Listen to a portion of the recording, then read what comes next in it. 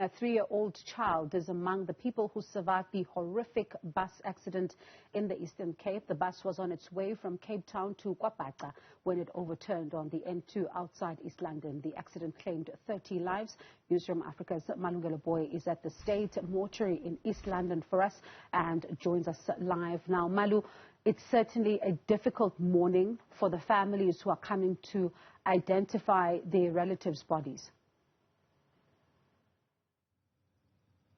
That's right, Bongi. In fact, what you are seeing on the shot is the belongings of those who died in that bus crash on Monday, and they're being offloaded from a bakkie, and they're being placed on the ground. So what's actually going to happen is that when the relatives then arrive sometime in the day, they'll then go and identify their loved ones inside the mortuary and then collect their belongings and then take them home. So one of the difficulties about this, Bongi, is that most of the people that died in this accident in fact come from the former Transkei region, which is about 3 to 4 hours from where we are in East London. So it's going to take some of them quite some time for them to get here in East London, and there are very few that arrived yesterday afternoon to begin the process of identifying their loved ones. And of course, when they arrived here at this state mortuary, they were received by officials from the transport department. There was also a pastor that was here to receive them and provide them with counseling.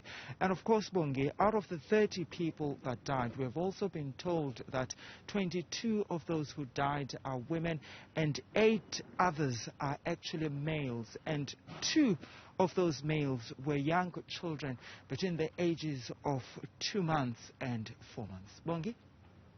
Very difficult to hear those details, Malu, as you know, families are trying to piece together what's happening and what happened there. And also authorities are doing the same this morning because they themselves don't know the cause of the accident. And we're hearing from some eyewitnesses that there may have been problems with the bus.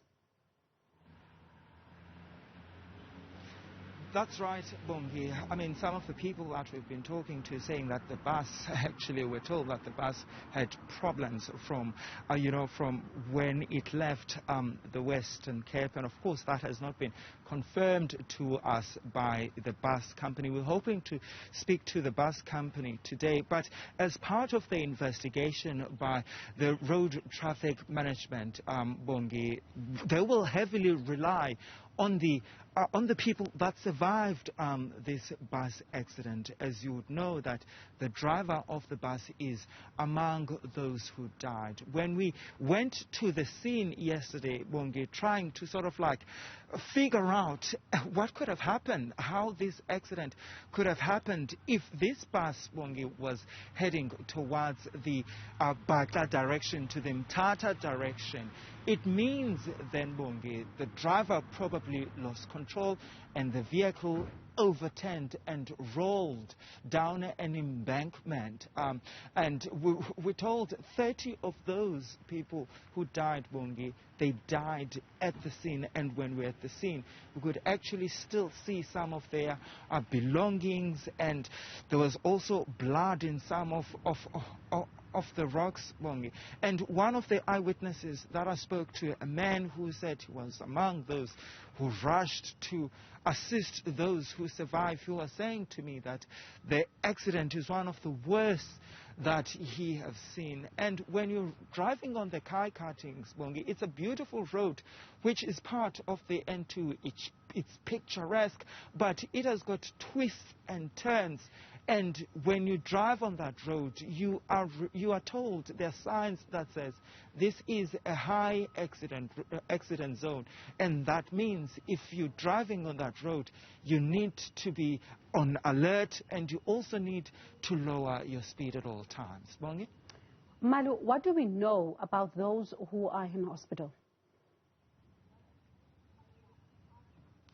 Well, Bongi, we know that there's about 20 people that survive this accident, and some of them have actually been discharged from hospital. There's about, 9 people that we're told are still in hospital and are receiving care, Bongi. What we're not sure about, really, is the extent of their injuries.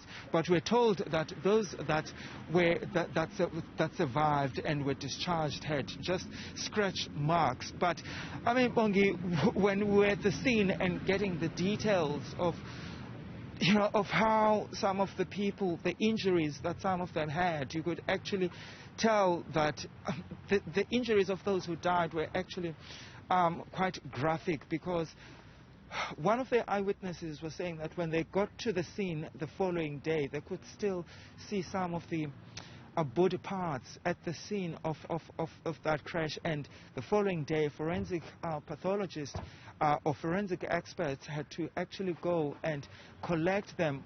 It's clear, though, Bongi, that some of those that are currently in hospital are likely to probably have, broken legs, arms, and all sorts of injuries. Bongi?